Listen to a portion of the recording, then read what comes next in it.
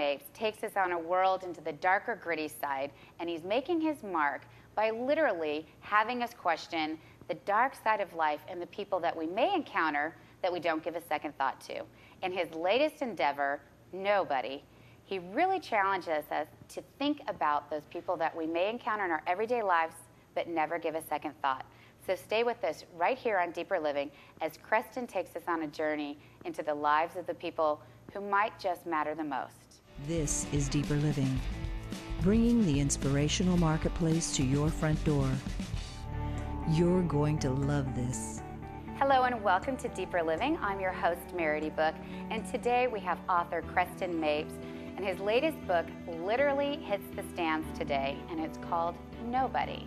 And Creston, thank you so much for coming on our show today. This is an exciting week. This is really, the book is launched this week. Yeah. And you've been on our show before, and for viewers who may not know a little bit about your fiction and the style of fiction, you really sort of dive into the gritty parts of people's lives. Your first book, Dark Star, right, really was sort of the rise of a rock star, and really, you know, how fame and fortune and drugs and all of the stuff that we normally see on the headlines and in the magazines affects someone and how that interacts.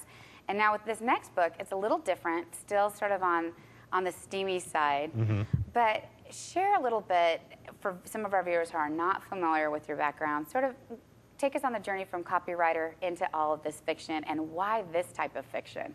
Okay. I've been a professional writer all my life. My professional life was a reporter, and then went to work for a full-time ministry, and figured out on that journey that I wasn't very good at management and that I really needed to be writing. So I've been a freelance writer for many years, working for Fortune 500 companies. Writing magazine pieces and things like that. But back in '99, I had my work came to a stop, which was highly unusual, and I just had a call to try my hand at fiction. So that's when I started the process. It took me 6 years to find a publisher, but the first book, Dark Star, was the result of that. And for all those budding writers out there, 6 years. It's a journey, it's a process. And I think a lot of times you get the dream and you kind of, I'm going to just try this. And, you know, it's not always as easy as it seems. And there's authors that take off and do that. Was that, and I know you've actually sat in the role of interview as well, because you are sort of a music buff, and I know that you've interviewed a lot of the music artists in the industry and really have sat in this chair, so to speak. And from that, have you sort of gleaned some of these story ideas from the people and the places that you've met in your life, or how do these ideas come to you? Well, kind of. When I grew up, I was a rock and roll freak. I loved rock and roll. I went to a lot of shows. Got backstage to a lot of shows. And when that time came in my life to do freelance, to try my hand at fiction writing, I just put myself in the place of one of these rock star millionaires and thought, what would happen if this guy got saved? So that was the journey. And the impact that would have on society. And I think that's one thing that you do very well, is taking a character that we're all familiar with, that those lives aren't the lives most of us will ever lead. We'll never really be a rock star. And in your latest book, most of us will never be homeless and find ourselves in certain situations. But it's how those characters, though, because of who they are, have the ability to impact so many different lives and the places that their journey is so different. And you're so good at sort of taking that and like pulling us in and going, well, this wouldn't be my life. And part of fiction is that escapism, but telling the story of redemption, really challenging people not to just look at their faith in the box and just in church on Sunday, but how is this the everyday? How does this impact everyday people that we come across, and what do we do with that? And of course, I think the rock star thing was a natural segue for you to do with your passion for the music scene. And with this new book, Nobody, share, I mean, just the title. What is this book? Where did this story come from? Well, the idea was born when my dad and my dad passed away about 10 months ago, But before that, we were in a park in Florida, and we saw a homeless man on a bench. He was clutching a loaf of bread, and he was tearing chunks off and throwing them to these blackbirds on the ground and eating some. And my dad leaned over and said, "Hey, Crest, that would be a good idea for a book." And so that kind of stuck with me a little bit. And then my publisher decided that they wanted to send me to Las Vegas to do research for the new book. So I kind of held on to that homeless idea. To Las Vegas. Yeah. Like, oh, okay. Yeah. What happened was, because that had planted a seed with me, I called the Nevada Health Center before I went to Vegas and met with a guy named Brian Brooks when I went on the trip. Brian was kind enough to take me around all day one day to, we went to the soup kitchens, we went to the free clinics. Right, pretty much everywhere the homeless go in Vegas. And so that's really where the idea really started taking shape. Okay. But another really cool thing that happened on my trip to Vegas was I met with a pastor named Judd Wilhite. Okay. He's pastor of one of the fastest growing churches in the country. Wouldn't surprise me in Las Vegas at all. I'm going to stop you right there so we can take a short break, but when we come back, I want you to share definitely how all of this transpired, because it's so fascinating. Stay with us as we take the short break. We'll be right back right here on Deeper Living.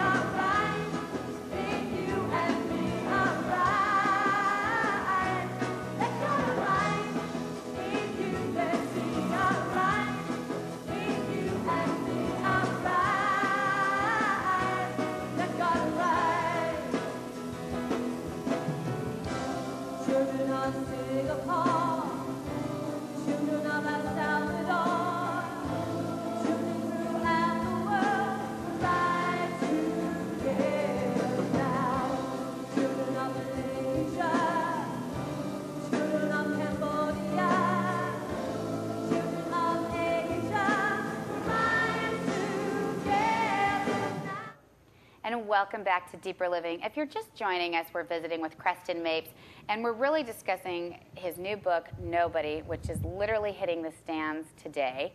And it's a fascinating book about a homeless man in Las Vegas. And just before our break, you were really sharing how the publisher was sending you literally to Las Vegas to research this book. Right. And the seed was planted sort of with your father. Right. And, you know, as you saw a homeless man in a park. And you were just really, before we had to cut to that break, sharing how while you were there, you really went on a tour of all really the side of the Vegas Strip that no one sees. Right. And just continue on with that story. You know, the Strip in Vegas, you don't see the homeless on there because the police chase everyone off.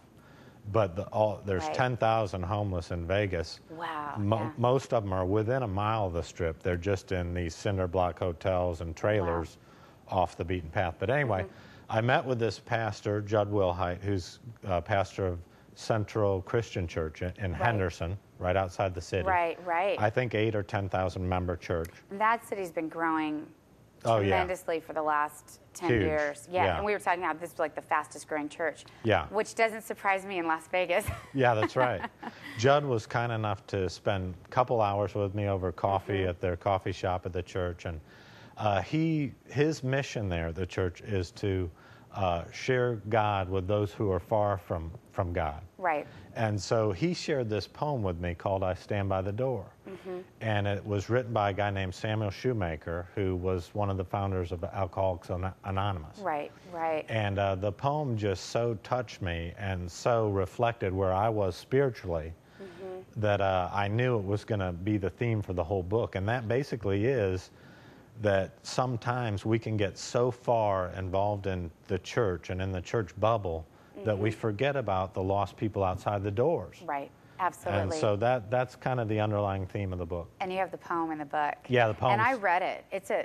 It's fantastic. It's a great poem. Yeah. I mean, it's one of those that you really do need to read 2 or 3 times. And I sat down and I went, ooh, what did Creston write? Yeah. I mean, it really, you know, all of a wish. sudden it just, you know, it says a lot in that poem. It's a multi-layered poem. Yeah. And it really does kind of, I think, convict, and I think it's true. Yeah. And today, you know, with the growth of churches, and you get a lot of the mega churches, and even within those churches, as these churches get larger and larger, you lose sight of even people within the church. Right, right. You know, and it's easy to get in that bubble, and the safe bubble. Yeah. Because you don't really have to think about anything. Right. You know, it's just... That's right. You know, we're all in these suburban neighborhoods and these master plan communities, and you know, you see the same people at church that you see at the grocery store, and there's really nothing that's going to challenge your life or change your life, you know, so kind of removing yourself from that bubble. And with me, you know, this book was kind of a reflection of where I was, because at one time I was so involved in the church that my walk with Christ was kind of based on my works. And I found, reflecting on it, that my works were kind of, I hate to say it, but really done for man and done for people, you know. Well, that's what they are. Yeah. Yeah, and so after having been through that journey, what happens to this homeless man is he's really a wealthy Atlanta business mogul. Right. And his wife dies in a plane crash. He's burned badly when he's trying to save her. And he ends up in the church, but he's under a very legalistic pastor. Right. And his whole walk is built on works. Until one day he realizes that he's really not walking the walk. So he goes to live among the homeless. And what I like about that season and time of the character actually entering the church is not when everything was going great and not when everything was wonderful. He really was the type of person that when he entered the church, he was at his lowest. You know, and that's when most people will finally go, okay, yeah, maybe I need something needs to change. Right. I don't know what, I'll just try the church. Yeah, and that's what happened to me, I know. And watching how the church sort of failed this individual. And yeah, and it was also his lack of maturity. Right, right. But he was under a very, almost a kind of an evil pastor in this book who's evil kind pastor? There's no evil pastors. And that pastor ends up coming back to play a part in the book. Right. But, I know. So don't give too much away. Right. But it really does capture you, and there are different levels and layers into these characters, because it is, and to use just a probably over-exaggerated, you know, example, it is like an onion, because you don't know who this man is for quite a while in the book. Right. And our central character works for the newspaper. Yeah, he's a reporter. Sort of shows up because he's listening to the police scanner, and then he gets there and he's like, "Oh, what's going on here?" And kind of stands back. Yeah. And again, it's these faulty characters. I mean, these people aren't perfect, and they start to second guess choices that they make, and he steals from what he's assuming is a homeless man. Yeah, he does. This is a man that's dead, on the side of the street. He gets there first before the police, and the man is homeless. He's a dead man. I guess we're going to talk more about it in a minute. Yeah. Oh, you guys keep giving us the break signal. All right, we're going to cut to a short break. We'll be right back right here on Deeper Living.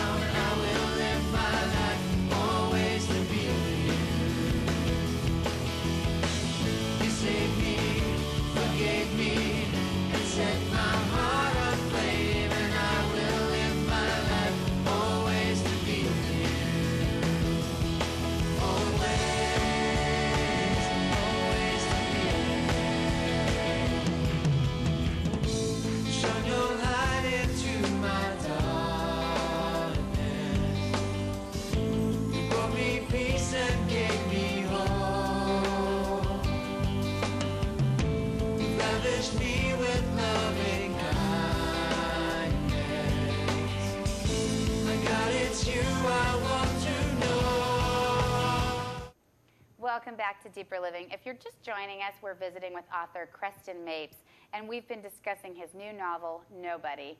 And just before the break, and I want to jump off where we left or start off where we left, not jump off, but we were talking about these characters. You make these characters that make people uncomfortable because the things that they do, you just want to go, oh, don't do it, don't do it, don't do it, don't do it. And this gentleman is, as we were saying, he writes for the paper. He's listening to the police scanner, thinks it's going to be a great story, shows up, there's a homeless man dead on the street, and he takes this man's wallet. Yeah. I mean, I was reading that, I'm like, he's not going to do this. What? He steals it. He takes it, and he's looking around. So continue where we left off before the break. You know, I just kind of got into the reporter's head. He's not really a believer, so. Right. And naturally curious. You're a reporter. Naturally curious, and he's just looking for an ID because the cops aren't there yet. He wants to get an ID, so he has it before they tie it up in red tape. But what he finds is a bank book on the homeless man worth almost $1 million. Yeah, I should say he's not ruffling through his things. Yeah, he is looking for his ID. It's a bank book, and he finds a safe deposit box key. Right. And he's faced with a decision that he hears the sirens, and he makes the wrong decision, and that starts the book, basically. Right. So he goes back, and he's got to investigate this homeless man's life. Why was he rich? Why was he living among the homeless?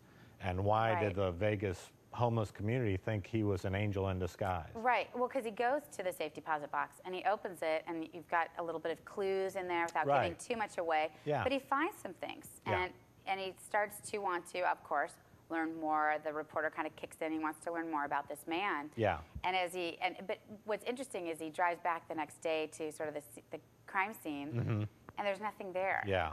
And he wonders if he's going crazy, basically. Right. And I think one of the cool things that happens in the story is Chester, the homeless man, had befriended a girl named Holly, who the reporter meets up with Holly. Right. And he can't tell her that Chester's dead yet. They kind of form a relationship and go on this big journey of the investigation. So I had a blast writing it. It was one day after the other, just, okay, what's going to happen next? Right. So. Why was this story important for you to tell? Great question. Because I think that we in the church can sometimes get so caught up in tradition, and we just forget what Christ really was all about. He came for those who needed a doctor, you know? Right. And I don't know, I just think that sometimes we can get caught up in our whole lives can get so involved in the church that we don't even know anyone outside the church. Right. That's no good. Yeah, like we were saying with the bubble and the whole, we get into our suburban life, and we start to live this. How has writing this book and sort of taking literally a proactive in your research, diving into this research, how has this changed your life? How has this changed how you view people that you see on the street? That's a great question. I mean, it's totally opened my eyes because of all the things that I found out about the homeless. Right. Many of them are mentally ill, depressed, drug addicts. Well, they all had parents at some point in time. They all have a story. Yeah, that's so true. And although when you get face to face with them, it can be difficult to have compassion, Right. I learned a lot in this book. I learned not only about not getting too far involved in the church, but it's caused me to go to the opposite end of the spectrum now as I start another book and think, what about someone who gets so sick of the church that they leave? There's a problem there too, because we all do need that fellowship of the church. And I think it's a very prevalent problem. I think we saw, again, as we were saying earlier, the rise of the megachurch. People get lost in that, and they're not having their individual personal needs. And then you start to see sort of the trend of breaking out into home groups. Yeah. And now you even see churches just sprouting up that don't want to grow because what their size is if they're meeting at the Starbucks or wherever, or the local coffee shop, or, people like to have that intimacy. Because there's a lot more that can be, the one-on-one, people grow a lot lot and they still need the fellowship of having an accountability of those around us, but absolutely, people want to connect, and when they can't connect, they check out. Yeah. They just literally check out of life and check out of church, check out. So, and I think that connection is so important. But I think for a lot of us, what would be something that you've actually changed in your life to get out of the suburban world and maybe start to help the homeless? Have you started working with different organizations? Have you become more aware, or is this still sort of a growing process? No, it's a great question. A couple of the things I've just started doing in my personal life is we have a thing at our church called Agape, which one night every once in a while we go to the church and just watch special needs people for their family members so they can get out for a couple hours. Oh, that's and just nice. That's wonderful. And I've totally enjoyed working with these special needs people, and that makes you go home and say how fortunate we are to all be healthy and all be whole. And it changes your perspective on life. That's so wonderful. We have to cut to a short break, but we'll be right back with our final segment with Creston Mapes.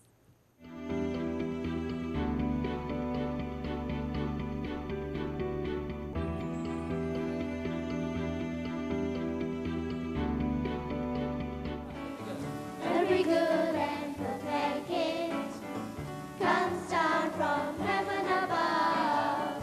Every good and perfect gift from above.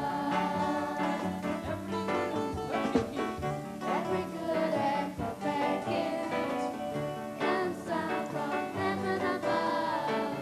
Every good and perfect gift from above. From the Father of lights.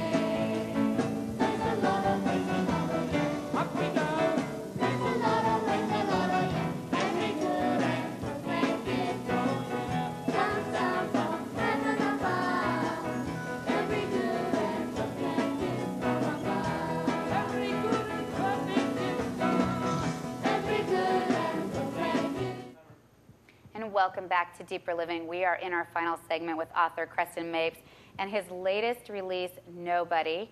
And this is an incredible book.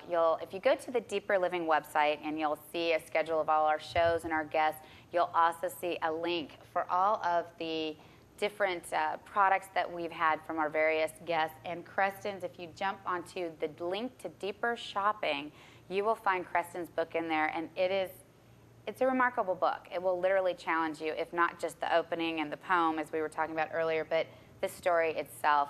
And Creston, right before we did the break, and I know we only have a short moment of time, but you were talking about how this has impacted your life, and now you're working with special needs, individuals in your church to give people who are caring for special needs sort of that hour break. They can come in, and you guys essentially give them time away.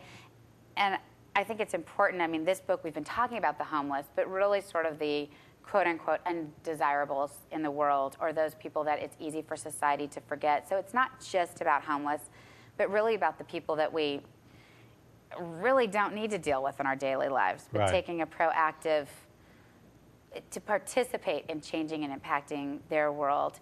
And as Christians, what would you suggest? What's your challenge to people out there as you've kind of worked through this book and you're continuing to have your eyes opened into impacting, literally the neighborhood that you live in, the church, and your society? What would you like to challenge our viewers? Well, really the challenge in the book is, I remember when I became a believer, I was very black and white, had a very black and white conversion, and was really...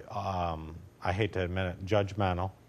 I didn't have a lot of friends outside the church. I got so involved in the church that I, frankly, kind of looked down on people that weren't Christians. and tried to protect myself from them. And I think that's very typical and very natural, because you've made this life-changing decision and you don't know how to bridge that gap between the life you had and now the life that you're supposed to lead. Yeah, and it's very difficult to Right, do it that. might be kind of natural. It might be just something we all have to go through. Right. Well, like you said, the black and white conversion is different than being raised in the church. Right. So, absolutely. Right, but I found later, about 8 years later, that I was so involved in the church that I thought that was what Christianity was about, was my works. And that's what I want people to examine, is examine your walk. And, don't be afraid to get out of the box and go be Christ to someone who is in obvious need, Right. Hopefully we share that through this story. Oh, I think you definitely succeeded. I mean, I think it's important as Christians that we're always putting our own faith under the microscope and really holding it up to literally Christ, what it is to be a Christ follower, not a church goer. Right. And it really changes your perspective on life. It really minimizes, I think, our daily lives, because our problems really pale into, in comparison to people who are dealing with special needs, dealing with, maybe a drug addict in the family, dealing with an alcoholic, dealing with situations that, maybe not all of us deal with, but that's real life. There are people dealing with all of those issues, and we just can't continue to turn a blind eye and not be there and support them. That's so right. I think you accomplished your goal with this book. Thank you so much. And thank you so much for joining us. It's always so much fun to have you on here, and what I love about fiction authors, you guys are able to say so much in the context of a story and really hit home so many important messages that people need to hear. And I want to do a plug for your website at CrestonMapes.com. Yeah, that's right. And that's wonderful. So for fans out there, if you're just getting to familiarize with Creston as an author, visit his website. It's fantastic. So thank you for watching right here on Deeper Living.